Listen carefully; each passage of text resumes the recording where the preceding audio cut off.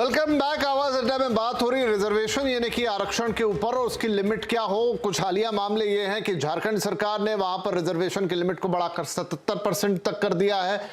क्या ये राजनीतिक मजबूरी है? क्या आरक्षण को फिर एक बार टूल बनाया गया? और साथ में दूसरी तरफ इस समय सुप्रीम कोर्ट में लगातार बहस चल रही है कि आर्थिक आधार पर जो ईडब्ल्यूएस वाला 10% का आरक्षण दिया गया है, क्या वो आरक्षण की मूल भावना से अलग हटके, और क्या आरक्षण का आधार जातिगत हो, सामाजिक हो, पिछड़ापन हो या फिर आर्थिक पिछड़ापन हो? ये भी बड़ी बहस है। तो अबे साहब, अब ये जो दूसरा वाला मामला है यानी कि जो सुप्रीम कोर्ट में लगातार बहस जारी है कि क्या आर्थिक आधार को आप मानेंगे आरक्षण के मूल में और उस आधार पे आप आरक्षण दे सकते हैं, या ये ओवरऑल जो आरक्षण की अवधारणा है उसके बिल्कुल विरोध में जाती है? बहुत लंबी इस पे बहस हो रही है, इस पे आप क्या राय देंगे अपनी? मैं तो हमेशा से इस बात को कहता रहा हूं, आज फिर उसको दोहराऊंगा क्योंकि मैं मानता हूं वही जो मैं कह रहा हूं वही बात सही है कि आर्थिक आधार पर आरक्षण जो सामाजिक न्याय की अवधारणा है उसके खिलाफ जाता है। ये मुख्य तौर पर भारतीय जनता पार्टी ने 90 के दशक में जो अपना घोषणा पत्र जारी किया था, उस घोषणा पत्र में इस बात का उल्लेख किया गया था कि आर्थिक आधार पर आरक्षण दिया जाना चाहिए। उसी जब अब भारतीय जनता पार्टी के पास सत्ता है और उस सत्ता में मजबूती से जमी हुई है, तो वो लगातार उस बात के ऊपर जोर देती है और कई जगह इस तरह का हो भी गया है। मैं कहना ही चाहता हूं कि जैसा कि अभी सतीश जी ने ये कहा भी था कि आरक्षण गरीबी हटाओ कार्यक्रम नहीं है, उनकी बात बिल्कुल सही है। गरीबी हटाने के लिए और भी दूसरे तरीके हैं। जो लोग ईडब्ल्यूएस यानी इकोनॉमिकली वीकर श्रेणी में आते हैं, उनको उससे बाहर ले जाने के लिए बहुत सारे कार्यक्रम लिए जा सकते हैं, उन्हें तरह तरह के सब्सिडी दी जा सकती है और तरह तरह के प्रोत्साहन दिए जा सकते हैं। लेकिन आरक्षण जहां संविधान में स्पष्ट रूप से लिखा हुआ है कि शैक्षिक और सामाजिक रूप से पिछड़े लोग, उनको आरक्षण दिया जाना चाहिए। आर्थिक रूप से पिछड़े लोगों के आरक्षण की संविधान में कोई व्यवस्था नहीं है। ऐसा करना संविधान की जो परिभाषा है आरक्षण की, उसका सीधे सीधे उल्लंघन है और आरक्षण की नीति में आने वाली एक बहुत बड़ी विकृति है, जिससे सामाजिक और शैक्षिक रूप से जो लोग पिछड़े हुए हैं उनको मिलने वाले आरक्षण में बहुत सारी गड़बड़ियां पैदा होंगी और आरक्षण का दायरा इतना विस्तृत हो जाएगा कि उसकी जो विशेषता है, उसकी जो खूबी है, जो उसे दूसरी नीतियों से अलग करती है, वो खूबी ही खत्म हो जाएगी।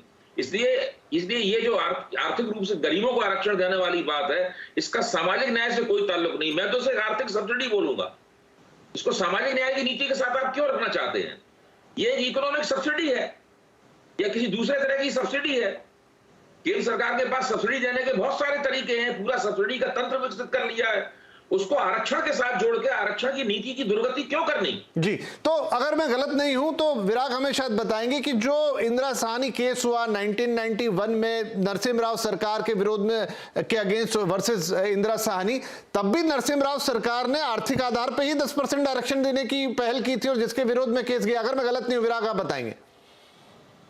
देखिए विपिन जी, इंदिरा साहनी मामले में 9 जजों की बेंच थी। उस 9 जजों की बेंच में 8 जजों ने क्लियर कट बोला था कि आर्थिक आधार पर आरक्षण पर था वही ना, आर्थिक आधार पर ही दिया था ना, तब भी 91 में भी। हाँ, तो संविधान के खिलाफ बताया था। सरकार अब तर्क दे रही है कि आर्टिकल 46 में उनको पावर है 46 के भीतर की, जिससे कि आर्थिक तौर पर जो कमजोर लोग हैं, लेकिन यह बात समझ में नहीं आती है कि 8 लाख रुपए सालाना आमदनी वाला व्यक्ति आर्थिक तौर पर गरीब कैसे हो सकता है, जिस देश में 93% लोगों की आमदनी 25,000 रुपए महीने से कम है।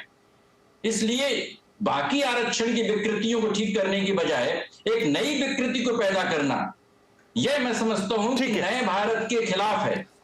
ठीक है, मैं आशुतोष आपके पास आता हूं कि अब ठीक है, ये आर्थिक वाला मामला तो एक है जिस पे बहस चल रही है, इस पे आपका कोई पॉइंट हो तो वो भी दीजिएगा। लेकिन अगर आपको सशक्तिकरण करना है, एम्पावरमेंट कर रहे हैं, जिसके आप जिक्र भी कर रहे थे कि आप उनको आगे लाइए, आप उनको खड़ा कीजिए और वो नैरेटिव जो दूसरे लोग बना रहे हैं उसको तोड़िए, लेकिन उस एम्पावरमेंट का आधार क्या होगा? किस तरीके से आप एम्पावर करेंगे? क्या आप उनको किसी जगह बिठा के एम्पावर कर देंगे या एम्पावरमेंट नीचे से आएगी? विपिन जी, मैंने ये बात एक जमाने में कही थी तो आशीष नंदी जी, जो देश के इतने बड़े साहित्यक, इतने बड़े एकेडमिशियन है, वो बहुत नाराज हो गए थे मेरे ऊपर। मैंने कहा ये जो नैरेटिव ही है कि हम उनको एम्पावर करेंगे, ये नैरेटिव ही फ्यूडल कॉन्सेप्ट है। हमको लोकतंत्र के मैंने कहा ना कि कि ये जो अहम भाव है कि हम आपको एम्पावर नहीं, करें। वो समझ गया आशुतोष जी, फिर करेंगे क्या? वो तो समझ गया मैं बात आपकी। मैं कह रहा हूं कि इस देश के अंदर जो सामाजिक न्याय की लड़ाई जो हो रही है वो इसीलिए हो रही है क्योंकि समाज का एक तबका वो अभी भी प्रभुत्व वर्ग की भावना से ग्रसित है। उसको लगता है मैं ही न्याय करूंगा। हकीकत यह है कि सदियों तक अन्याय करने वाला वो समाज आज न्याय की कुर्सी पर बैठ के कह रहा है कि मैं ही न्याय करूंगा। ये तो कोई न्याय की बात नहीं हुई ना। तो जो बुनियादी सवाल है, बुनियादी सवाल आरक्षण क्यों दिया गया? नहीं, मैं समझा नहीं सर आपकी बात की। अब माफी चाहूंगा, मैं आपका उदाहरण ले लूं अगर आप बुरा ना माने तो।